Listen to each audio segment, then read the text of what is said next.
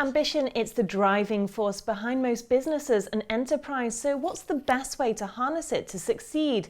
With me now is Rachel Bridge, author of Ambition, to explain. Well, Rachel, first off, ambition is all very well, but in today's job climate, it can actually be quite frustrating. So what would you say is the best way to achieve your goals in today's economic environment? I think the first thing is to be very clear about what you are actually trying to achieve. It's no good saying, I want to get ahead, or I want to progress in this industry. You have to be very focused about what it is you're actually trying to aim for.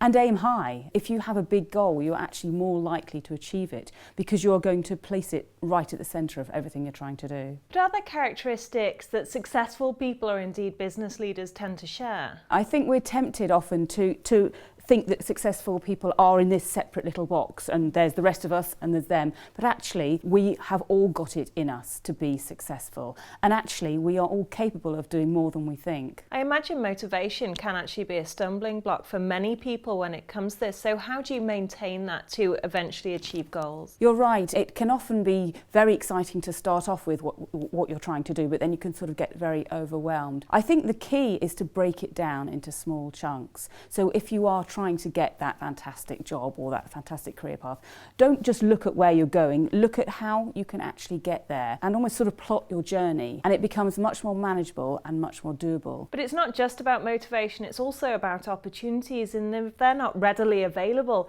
is there a way you can create them yourself? I think that's a really good point, and particularly if you're trying to progress in a career or in an organisation, you need to tell people what you're trying to do. So go and have a meeting with your boss or even your ultimate boss or the owner of the company, however high up you are. And a good company and a company that you want to be in will embrace your ambition and will help you and direct you.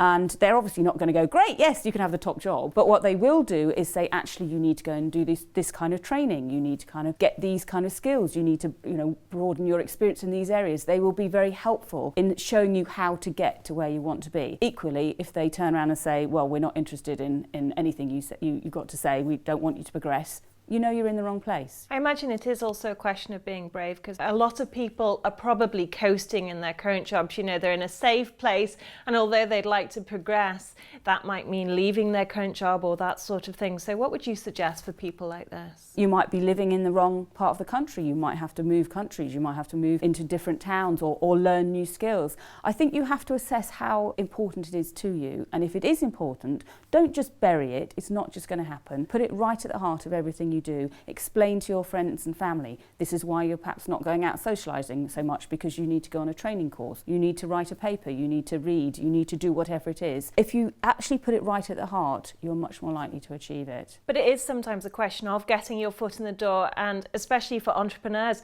sometimes a lot of doors can seem closed to you. So how do you really get on that first step? I'm a great believer in networking. I mean, there's nothing rocket science about it, but actually get out there, talk to people, go to where the like-minded people are. If you can put your goal in the right kind of environment where people are going, yes, great, what a fantastic idea, then it makes it so much easier to achieve because you're not fighting against your environment all the time. And finally, for an organisation, how important would you say it is to have ambitious people? Because does that perhaps translate into a constant turnover of staff because they're constantly leaving? If you have got ambitious people in your business, they don't particularly necessarily want to leave, but what they want to do is have your guidance so that they can grow and be very, very helpful to you. You need to explain it's not going to happen overnight, but if you can show them how to get there, then it's going to be mutually beneficial for both.